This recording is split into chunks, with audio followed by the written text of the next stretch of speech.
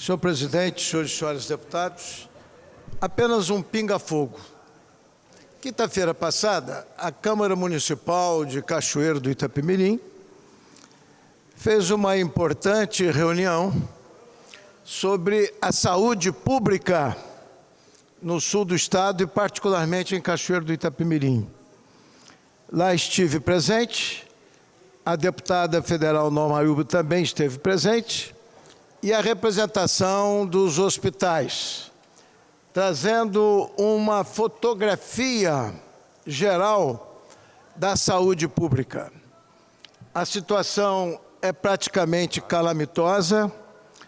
O coordenador foi o vereador Delane, com todos os seus companheiros da Câmara Municipal. A reunião foi extraordinária e se discutiu ali, naquele momento, a situação dos hospitais. A Santa Casa de Cachoeiro deve mais de 70 milhões de reais. Só de juros em dívidas de socorro, paga 600 mil por mês. A continuar essa situação, assim como as demais casas de saúde de todo o país, principalmente as casas de saúde filantrópicas, nós vamos ter, em breves dias, uma falência total. O próprio Hospital Evangélico acumula uma dívida mensal de cerca de R$1 milhão. E o Hospital Infantil, cerca de R$500 mil por mês. As dívidas vão acumulando. E esta casa tomou uma iniciativa de 14 senhores deputados independentes que gostam de defender a saúde, gostam de dizer de quem é a responsabilidade na frente parlamentar, estará já se instalando já na próxima semana, quando vamos, em primeira mão, fazer uma reunião em Brasília com o senhor ministro da Saúde, levando não só aqueles deputados da frente que gostariam de participar, como também representantes de hospitais, câmaras municipais. Há 15 anos, o valor pago pelo SUS é o mesmo, 15 anos. Cachoeiro foi doado pela prefeitura, não me recordo se do meu tempo ou a posteriori, um terreno para fazer um hemocentro, que até hoje não foi feito em Cachoeiro do Itapemirim. Enquanto isso, quando existe um desastre, uma catástrofe ou qualquer coisa semelhante, se obriga a fazer apelos como campanhas em favor de crianças que precisam de sangue e o Sul não tem o hemocentro. Isto é uma vergonha mesmo. Com relação aos últimos acontecimentos, o que fez o governo do Estado? Convocou as entidades filantrópicas, chega, vamos dizer, 12 entidades filantrópicas, para fazer um grande anúncio, passando o valor pago pela UTI de 600, 800 reais a R$1.000. Isso representa o quê? Hoje, o Estado, quando dá uma atenção a uma UTI, a um leito, ele paga cerca de R$1.600. Com isso, ele está, naturalmente, impactando e obrigando os hospitais particulares a ter maior atendimento e maior reserva.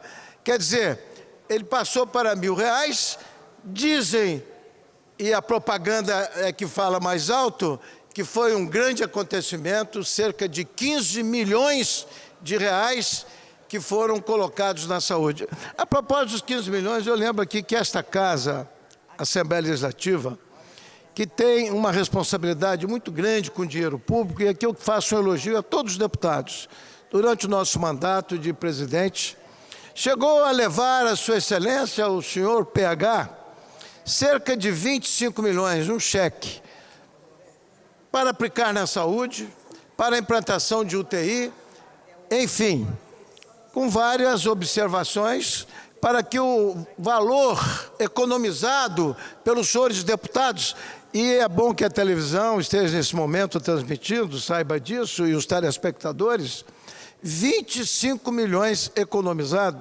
seriam para aumentar alguns leitos de UTI.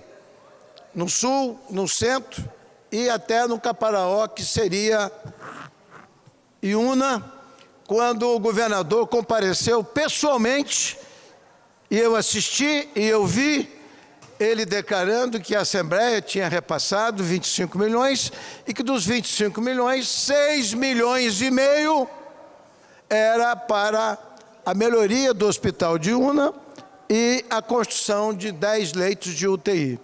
Pois bem, já passam quase 2 anos.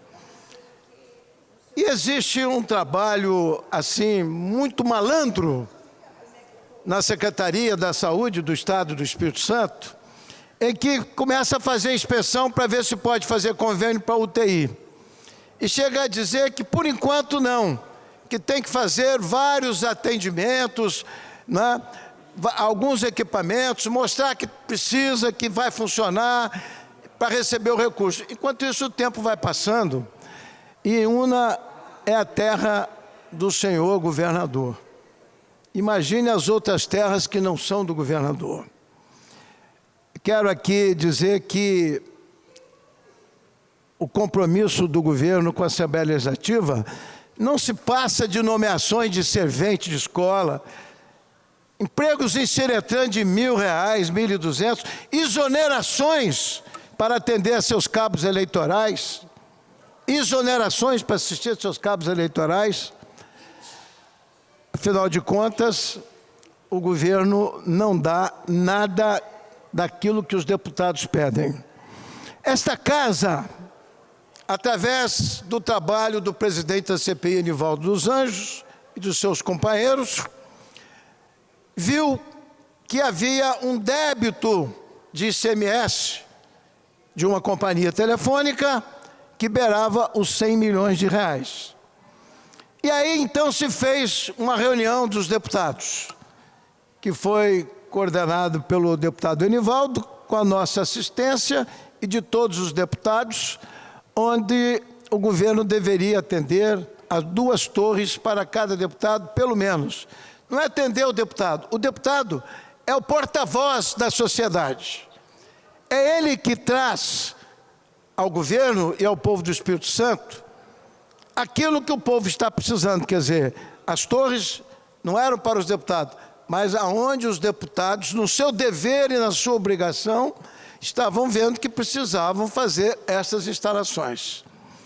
Pois bem, até hoje nós não temos notícia. A única notícia que tem é que o governo vai entregar um secretário seu, candidato para fazer política pessoal, algumas torres, e o compromisso com os deputados, ninguém sabe aonde foi, ninguém viu.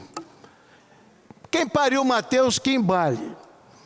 É preciso que nós façamos aqui o nosso protesto para ficar aqui nos arquivos desta casa, né?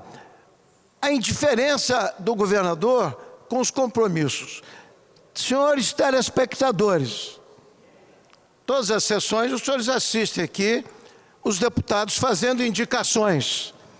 Aí o deputado, não tendo que responder à população, porque o governo não responde às indicações, não dá satisfação, comparece com o ofício dizendo, olha, fiz a indicação. Aí o povo fica esperando até a próxima eleição.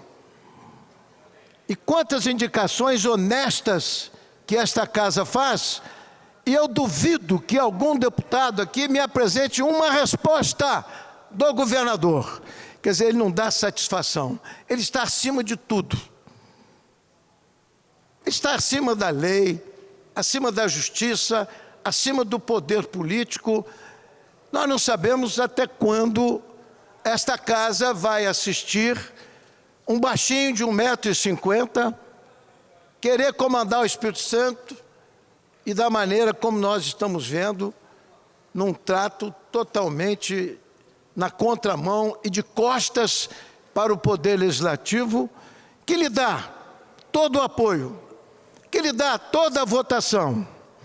Aí eu pergunto Ano que vem será o ano das eleições. Quantos comparecerão lá com cópias do deputado e deputado? Onde o governador enfiou essa cópia do ofício que Vossa Excelência pediu. Aí o deputado não sabe o que dizer, vai dizer aonde ele enfiou? Bom, na gaveta, né? Para não dizer em outro lugar.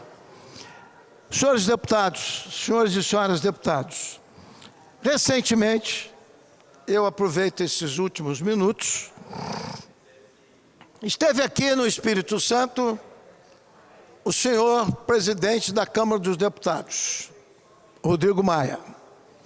Apareceu aqui como um relâmpago para uma reunião com o governador. Nada demais.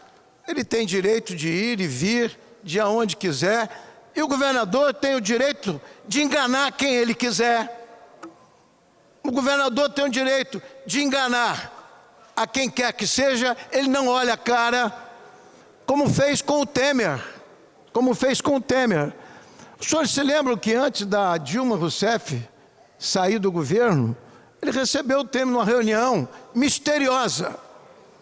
Como misteriosa foi um dia uma reunião que ele teve com José Dirceu, que eu vou relatar a qualquer momento o que aconteceu, numa visita do José Dirceu a Sua Excelência, quando estava para ser escolhido candidato a governador.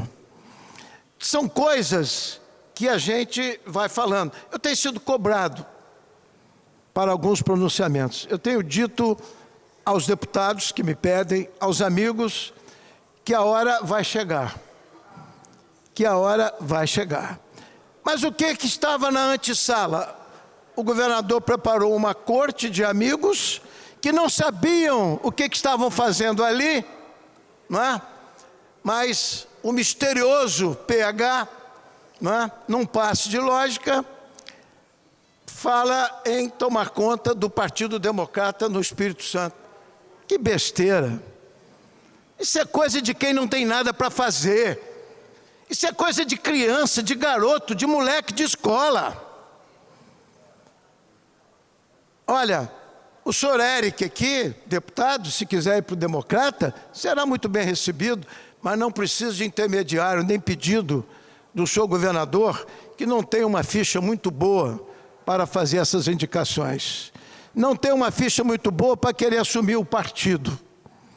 Mas se a direção nacional quiser ir no canto da sereia do presidente da Câmara dos Deputados, que agora é enfeitado, porque está como vice-presidente e porque talvez possa assumir com a possibilidade do afastamento do presidente, se é que tudo apurado do que se fala, do que se comenta, acaba acontecendo.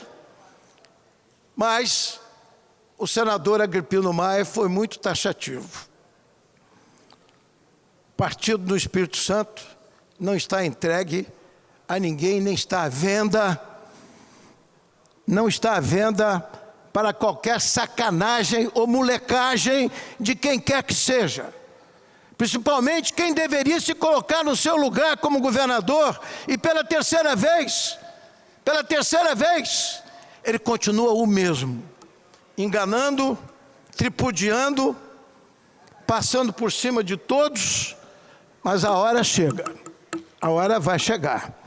Então, eu não poderia deixar de dizer aqui aos democratas, o partido continua sob a direção de Ataíde Armani, e coincidentemente o presidente do partido legalmente é um secretário do governador. É o presidente do secretário, mas o partido não é propriedade do governador. E não será jamais, porque o dia que for, ele entra numa porta e eu saio na outra. E aí não vai ser bom no momento que eu sair pela outra porta. Eu apresentei aqui, outro dia, uma sugestão para que esta casa entrasse como litisconsorte de um buraco negro nesse estado de cerca de 1 bilhão e 400 milhões de reais. Foi feito um empréstimo, senhores deputados, prestem bem atenção, o empréstimo de 350 milhões, e o grande economista, governador do Espírito Santo, assina um contrato lesivo aos interesses, criminoso, um acordo apanhando 350 milhões e vendendo o petróleo a 12 dólares. E quando começou a pagar e terminar, o dólar já estava a 140, dando um prejuízo imenso a esse Estado, que ninguém poderá defender. O governador que o sucedeu, vendo a desgraça que tinha sido feita com o Espírito Santo, por um economista, um senhor economista, que inclusive andou aí pelo país fazendo entrevistas e audiências, né, e conferências, entrou no Supremo Tribunal Federal. E lá, o ministro Barroso entendeu que o Espírito Santo realmente foi lesado. E foi lesado em 890 milhões de reais, quase R$1 bilhão. Quase R$1 bilhão. E propôs um acordo com o governo federal, de pelo menos dividir esse prejuízo.